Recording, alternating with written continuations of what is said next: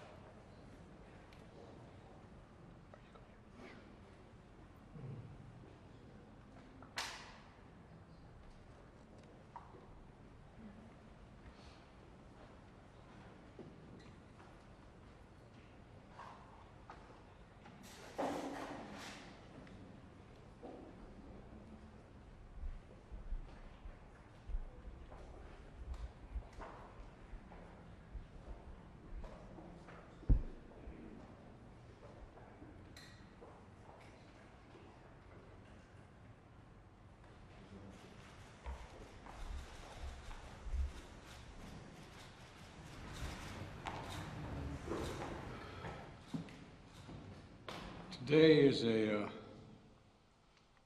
not hyperbole to suggest a very solemn moment. Today, the Supreme Court of the United States expressly took away a constitutional right from the American people that it had already recognized. They didn't limit it, they simply took it away.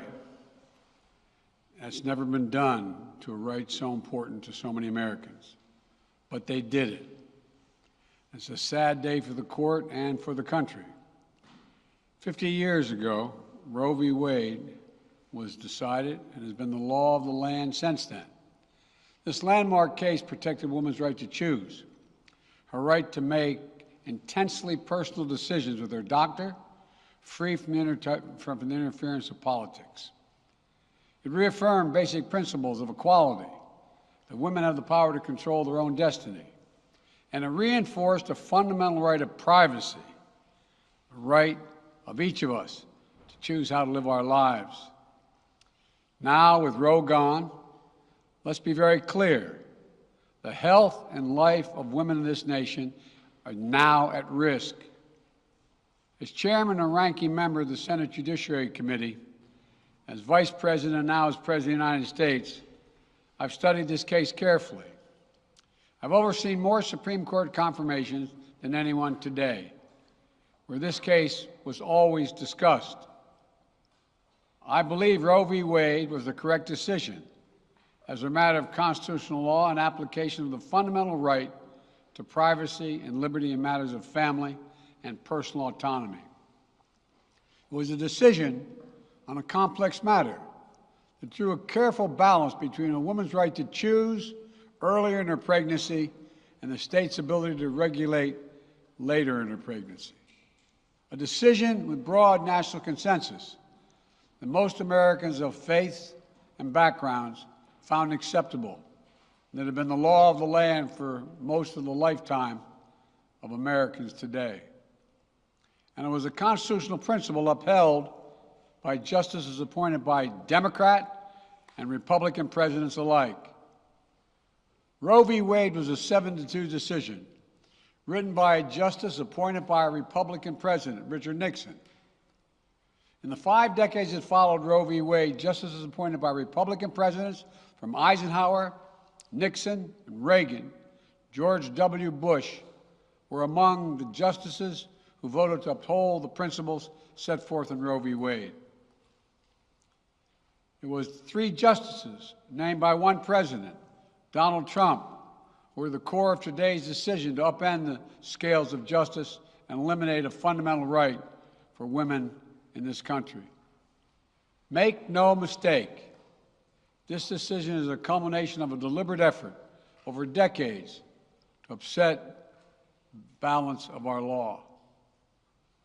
It's a realization of an extreme ideology and a tragic error by the Supreme Court, in my view.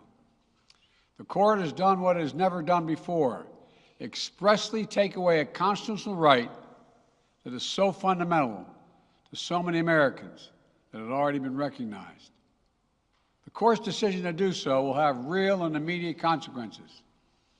State laws banning abortion are automatically taking effect today, jeopardizing the health of millions of women, some without exceptions. So extreme that women could be punished for protecting their health. So extreme that women and girls were forced to bear their rapist's child. With the child a consequence. It just stuns me. So extreme that doctors will be criminalized for fulfilling their duty to care. Imagine having a young woman have to carry the child of incest as a consequence of incest. No option.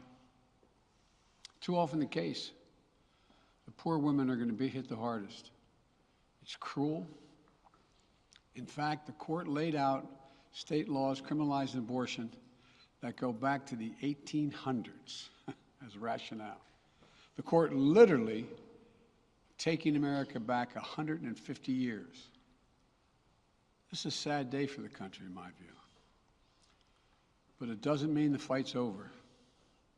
Let me be very clear and unambiguous.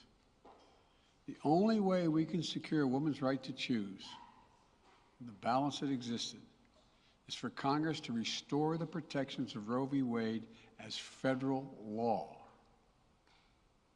No executive action from the president can do that. And if Congress, as it appears, lacks the votes to do that now, voters need to make their voices heard. This fall, we must elect more senators and representatives who will codify women's right to choose into federal law once again. Elect more state leaders to protect this right at the local level. We need to restore the protections of Roe as law of the land.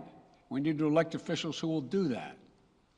This fall, Roe is on the ballot. Personal freedoms are on the ballot. The right to privacy, liberty, equality, they're all on the ballot. Until then, I will do all of my power to protect a woman's right in states where they will face the consequences of today's decision. While the court's decision cast a dark shadow over a large swath of the land, many states in this country still recognize a woman's right to choose. So, if a woman lives in a state that restricts abortion, the Supreme Court's decision does not prevent her from traveling from her home state to the state that allows it. It does not prevent a doctor in that state from treating her. As the Attorney General has made clear, women must remain free to travel safely to another state to seek care they need. My administration will defend that bedrock right. If any state or local official, high or low, tries to interfere with a woman's exercising her basic right to travel, I will do everything in my power to fight that deeply un-American attack. My administration will also protect a woman's access to medications that are approved by the Food and Drug Administration, the FDA, like contraception, which is essential for preventative health care, mifepristone, which the FDA approved 20 years ago to safely end early pregnancies and is commonly used to treat miscarriages. Some states are saying that they'll try to ban or severely restrict access to these medications. But extremist governors and state legislators are looking to block the mail or search a person's medicine cabinet or control a woman's actions by tracking data on her apps she uses are wrong and extreme and out of touch with the majority of Americans.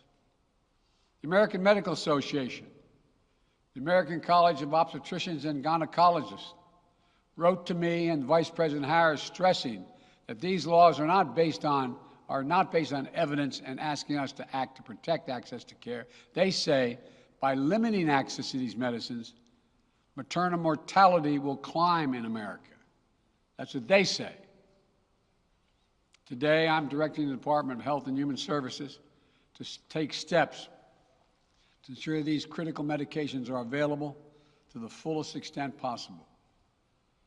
And the politicians cannot interfere in the decisions that should be made between a woman and her doctor.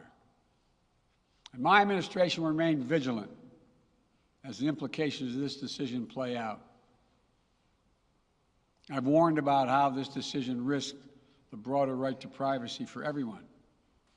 That's because Roe recognized the fundamental right to privacy that has served as a basis for so many more rights that we've come to take for granted, that are ingrained in the fabric of this country. The right to make the best decisions for your health. The right to use birth control, a married couple in the privacy of their bedroom, for God's sake. The right to marry the person you love. Now, Justice Thomas said as much today. He explicitly called to reconsider the right of marriage equality, the right of couples to make their choices on contraception. This extreme and dangerous path the court is now taking us on. Let me close with 2 points. First, I call on everyone, no matter how deeply they care about this decision, to keep all protests peaceful. Peaceful, peaceful, peaceful. No intimidation. Violence is never acceptable. Threats and intimidation are not speech. We must stand against violence in any form, regardless of your rationale. Second, I know so many of us are frustrated and disillusioned that the court has taken something away that's so fundamental. I know so many women are now going to face incredibly difficult situations. I hear you. I support you. I stand with you.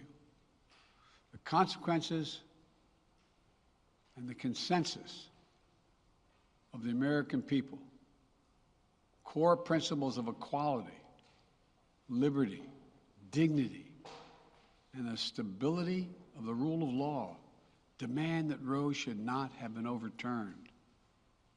With this decision, the conservative majority of the Supreme Court shows how extreme it is, how far removed they are from the majority of this country. They've made the United States an outlier among developed nations in the world. But this decision must not be the final word. My administration will use all of its appropriate lawful powers, but Congress must act. And with your vote, you can act. You can have the final word. This is not over. Thank you very much. I have more to say this in weeks to come. Thank you. Mr. President, do you still have confidence?